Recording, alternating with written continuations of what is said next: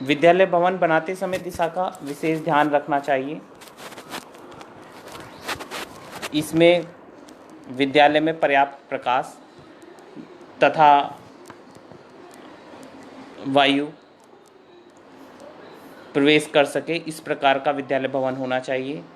देखने में यह आया है कि उत्तर पूर्व की दिशा विद्यालय के लिए उपयुक्त मानी गई है और विद्यालय का मैदान पूर्व पश्चिम जो खो खो का मैदान होता है वह पूर्व और पश्चिम में होना चाहिए, केवल खो खो का मैदान। बाकी के जो मैदानों की दिशा है वह उत्तर दक्षिण में उपयुक्त मानी गई है। इसके अलावा विद्यालय भवन की योजना में जो चीज़ें आती हैं वह है विद्यालय का मध्य भवन। जो मध्य का भवन होता है वह इस प्रकार का बना होना चाहिए जिससे कि जो हॉल है, विद्यालय का हॉल बीचों बीच होना चाहिए और उसके चारों तरफ कक्षाएं होनी चाहिए। इसमें भवन में 2 से 3 मंजिलें हो सकती हैं। इसके मध्य का जो प्रांगण होता है वह इस प्रकार बना होना चाहिए कि उसमें जो हमारे वैज्ञानिक हैं, मनोवैज्ञानिकों ने उसमें 4 प्रकार के भवनों का निर्माण किया है। ई भवन, एच भवन, वाई भवन और यू भवन। इनमें सर्वाधिक श्रेष्ठ भवन जो माना जाता है वह ई भवन माना जाता है, अर्थात इसकी जो आकृति होती है वह ई शेप की होती है। इसमें विद्यालय की जो चतुर्भुजाकार मध्य का जो प्रांगण होता है वह समकोण चतुर्भुजाकार खुला प्रांगण होता है। इसके अलावा जो शेपिंग कंडीशंस मैंने आपको बताई, ई, एच, वाई और यू, ये इस प्रकार के भवनों का निर्माण परिवेश, वातावरण, प्रकाश और जो हवा का आदान प्रदान होता है उसके आधार पर किया जाता है। ये जो चीज़ें होती हैं ये इस भोजन, वस्त्र, प्रयोगशाला जो उनमें हवा के नियमित आदान प्रदान की जो स्थितियां होती हैं उनको देखते हुए बनाई जाती हैं। विद्यालय में बैठने की व्यवस्था, विद्यालय में जो बैठने की व्यवस्था होती है वह इस प्रकार की होनी चाहिए कि सभी बालकों को बैठने के लिए कुर्सियों का प्रबंध हो सके।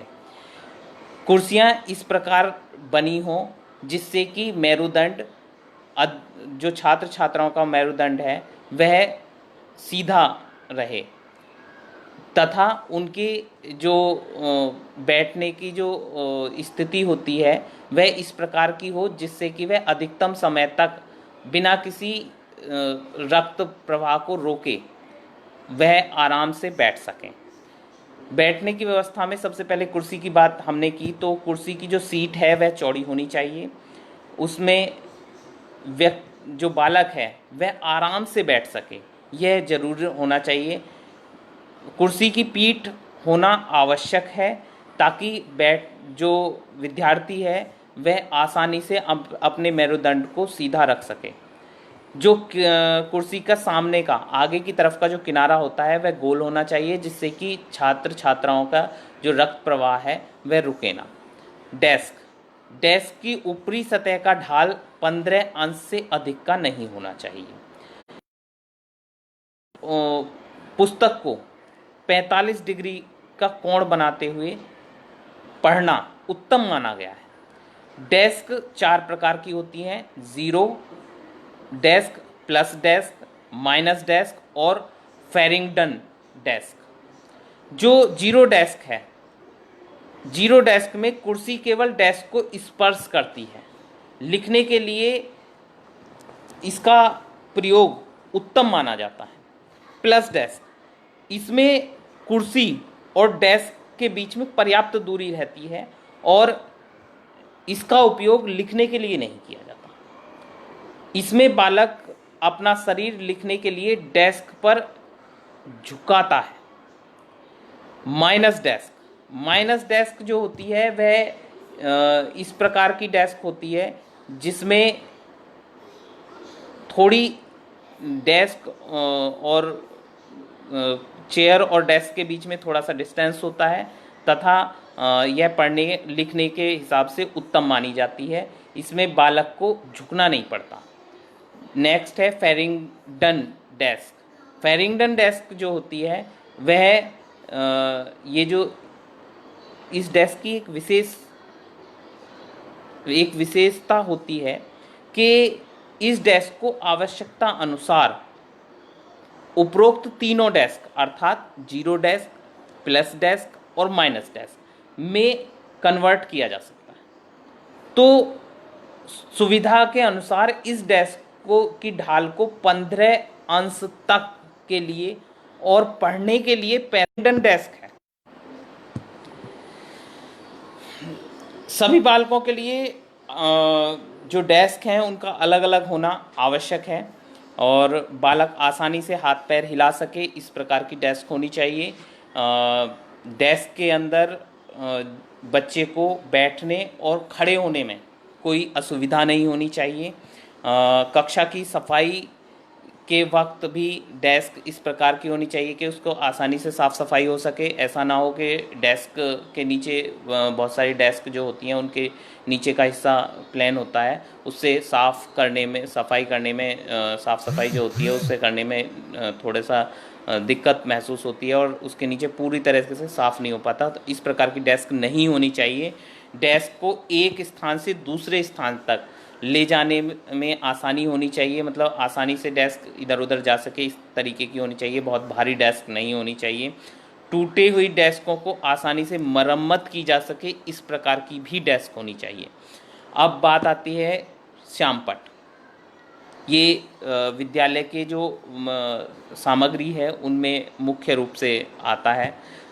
श्यामपट्ट जो है वो भित्ति यानी वॉल ब्लैक बोर्ड जिसको कहते हैं भित्ति श्यामपट्ट एक होता है इजिल श्यामपट्ट। इजिल भित्ति श्यामपट्ट जो होता है जिसको हम कहते हैं कि दीवार पर उसमें थोड़ा सा उभार लेकर उसको पेंट से ब्लैक कर दिया जाता है और उसी पर चौक की सहायता से लिखा जाता है।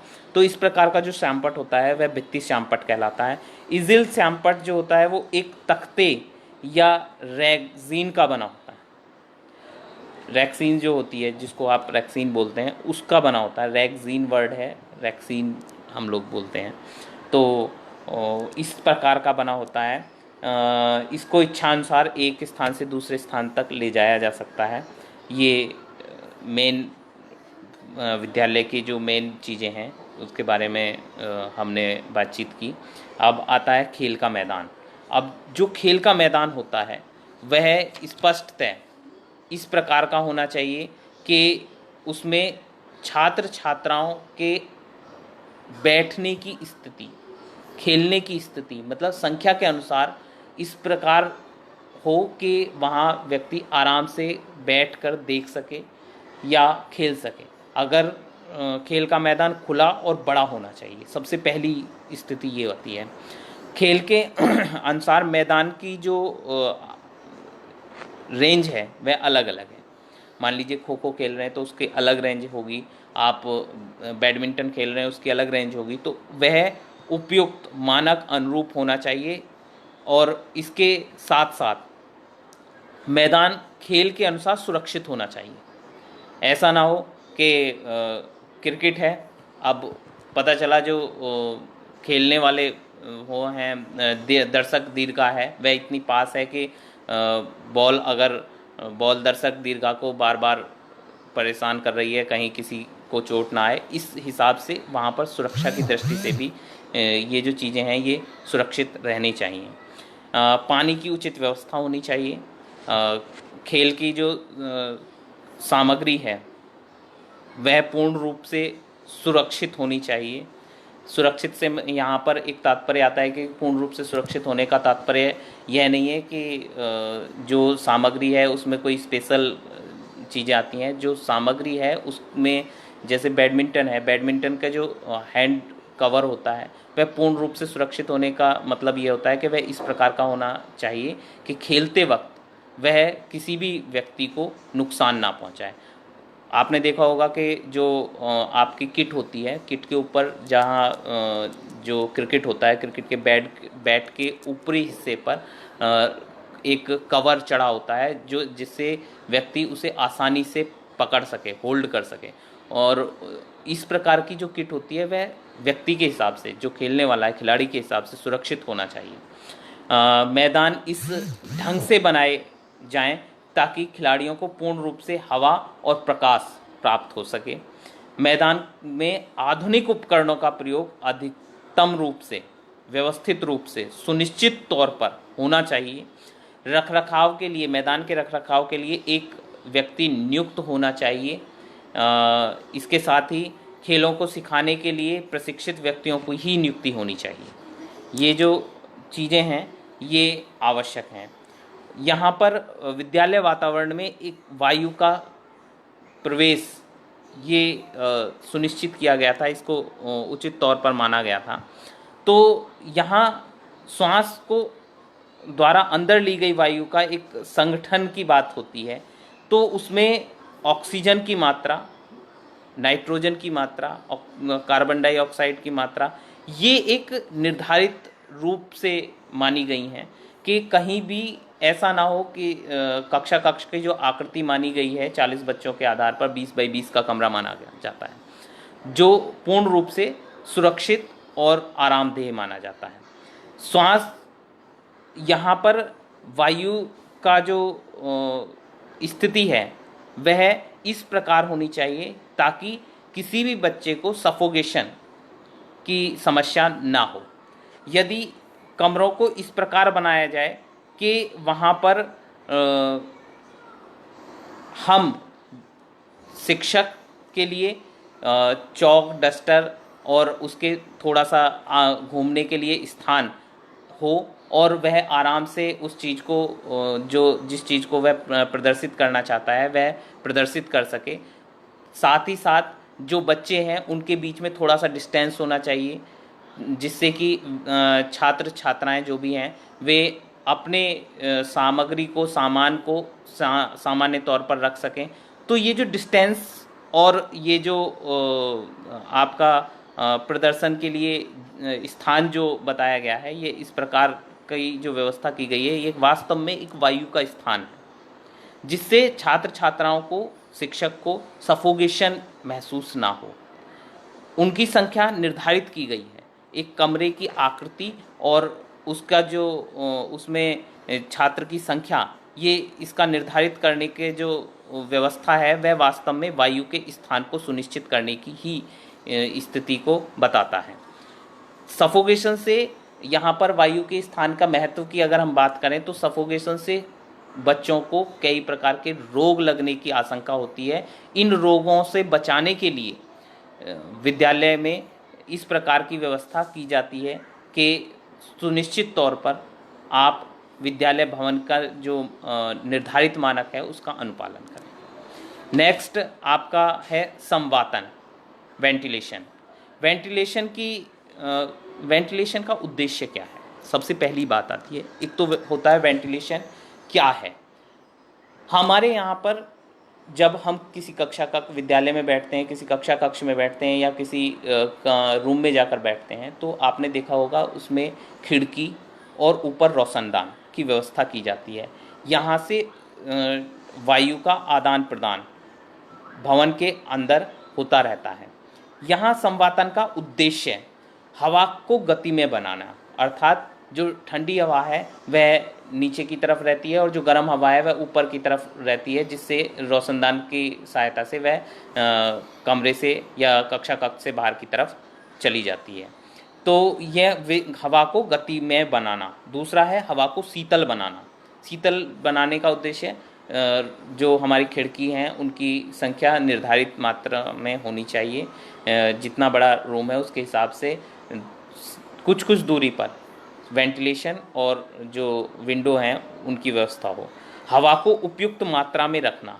मैंने अभी बताया कि जो हवा है, मतलब बच्चों को डिस्टेंस मेंटेनिंग या टीचर के लिए उपयुक्त स्थान की जो व्यवस्था है वह ख़ास तौर पर हवा को सुनिश्चित मात्रा में कक्षा कक्ष में रखने की स्थिति पर ही डिनोट करती है।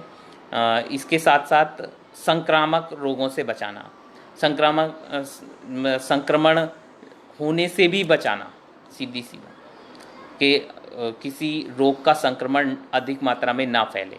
आपने देखा होगा जब कभी कक्षा कक्ष की जो रेंज है वह बहुत छोटी होती है, तो उस स्थिति में वहाँ बच्चों की संख्या अधिक होने के कारण सफोकेशन होता है, जिससे उल्टी या सरदर्द, बुखार आदि इनके बढ़ने की अधिकता होती है।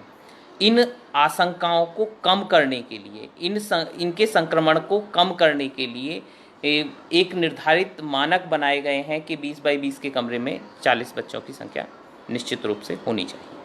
कमरे के अंदर का निर्धारित तापमान पर वायु का उपस्थित रहना, ये संवातन के मुख्य उद्देश्य माने गए हैं। संवातन का सिद्धांत, जब हम सांस लेकर वायु को बाहर निकालते हैं, यानी कार्बन डाइऑक्साइड हमारे शरीर से बाहर आती है, तो वह चारों तरफ फैल जाती है। यह अशुद्ध वायु गर्म होने के कारण ऊपर की ओर उठती है। अब रोशनदान या चिमनी की सहायता से यह कक्षा कक्ष से या विद्यालय के किस कमरे से बाहर चली जाती है। खिड़कियों से, दरवाजों से यह बाहर चली जाती है और उनके स्थान पर खिड़की जो निचला हिस्सा है उसमें खिड़की, दरवाजे, उनसे ठंडी शीतल वायु कमरे में प्रवेश कर जाती है। अब इसके लिए एक और नई व्यवस्था बताई गई है, बाह्य एवं आंतरिक संवातन, इंटरनल एंड एक्सटर्नल वेंटिलेशन। यहाँ पर भवन के आसपास का वातावरण स्वच्छ और साफ होना अत्यंत आवश्यक माना जाता है। आपने ये भी देखा होगा, ये भी कहा जाता है, मैंने शुरुआत में भी ये कहा था कि विद्यालय के आसपास गंदगी ना हो। उसका खास कारण कि जो उससे होकर जो वायु उसके संपर्क में होकर आती है वह दूषित वायु होती है और विद्यालय में एक स्वस्थ शिक्षार्थी, प्रशिक्षणार्थी का होना आवश्यक है। तो इसके लिए विद्यालय और विद्यालय के आसपास का वातावरण स्वच्छ और साफ होना चाहिए। निवास स्थान खुले स्थानों पर होना चाहिए। विद्यालय या भवन के पास उद्योग, कारखाने आदि नहीं होने चाहिए। गलियां, सड़कें इतनी चौड़ी होनी चाहिए जिससे कि विद्यार्थी या अन्य व्यक्ति आसानी से आ जा सकें, क्योंकि आप भी जानते हैं कि विद्यालय में एक बड़ी संख्या में, चूँकि यह हमारे समाज का एक लघु रूप होता है, विभिन्न वातावरणों से, विभिन्न क्षेत्रों से बच्चे यहाँ पर आते हैं, तो इन चीज़ों को देखते हुए एक बड़ी मात्रा होने के कारण जो उसका बाहर निकलने का जो रास्ता है वह गली या जो भी है सड़कें हैं वह चौड़ी होनी चाहिए और साफ़ सुथरी होनी चाहिए। नालियाँ, देखने में यह आता है कि विद्यालय से नाली बाहर की तरफ निकलती है, तो वह नाली भी साफ़ सुथरी होनी चाहिए। उसका संक्रमण का प्रभाव, रोगों का संक्रमण, उसमें किसी भी प्रकार के संक्रमित रोग का होना छात्र छात्राओं और शिक्षक के स्वास्थ्य के लिए एक बेहद घातक स्थिति होती है। इस कारण से नालियों का भी स्वच्छ होना अत्यंत आवश्यक है। आंतरिक संवातन में आता है कि दरवाजे और खिड़कियां आमने सामने होनी चाहिए। धूल के कणों, रोगाणुओं और दूषित गैसों को शीघ्रता से बाहर निकालने की पूर्ण रूप से व्यवस्था होनी चाहिए। वायु को भीतर प्रवेश करने वाले संवातन भूमि के निकट ही होने चाहिए। वायु को बाहर कराने वाले जो संवातन है वह ऊपर छत की जो वेंटिलेशन है उस पर होना चाहिए। वायु कृत्रिम रूप से या छोटे छोटे छिद्रों द्वारा प्रवेश करनी चाहिए।